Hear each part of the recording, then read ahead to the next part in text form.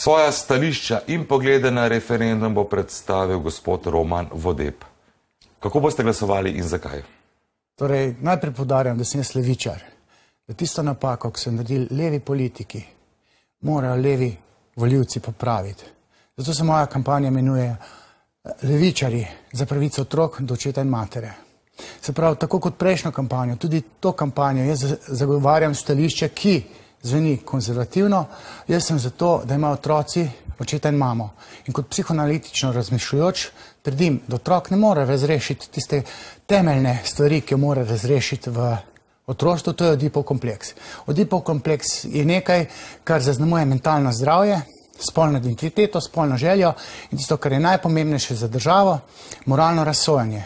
Človek v odraslosti postane postkonvencionalno moralno razsoden, če ima močnega oedipskega očeta in nežno feminilno mamo. In tak otrok v tradicionalni primarni družini pride v odraslost, poudarjam v odraslost, normalen, trden, psihično prodirajoč. Se ne boji ničesar in lahko rina in je tudi moralno razsoden in ga vest peče.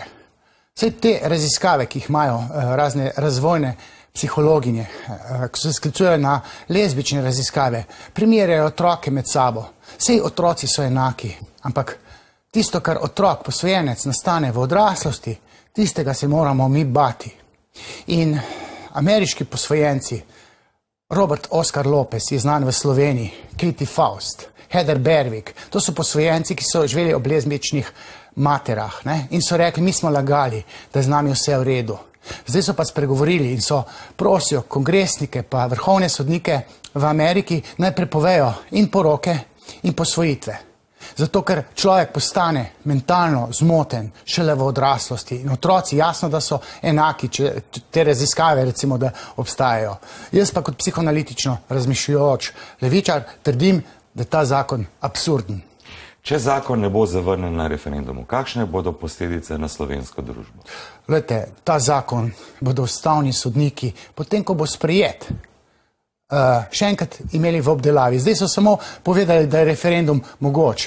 Ko bo ustavni sodniki rekli, ko bo zakon novela sprejeta v veljavi, da so 3 členi tako močni v ustavi, da se ta zakon tepe s temi 3 členi, 53, 54 in 56 člen ustave, ti 3 členi so nad to novelo.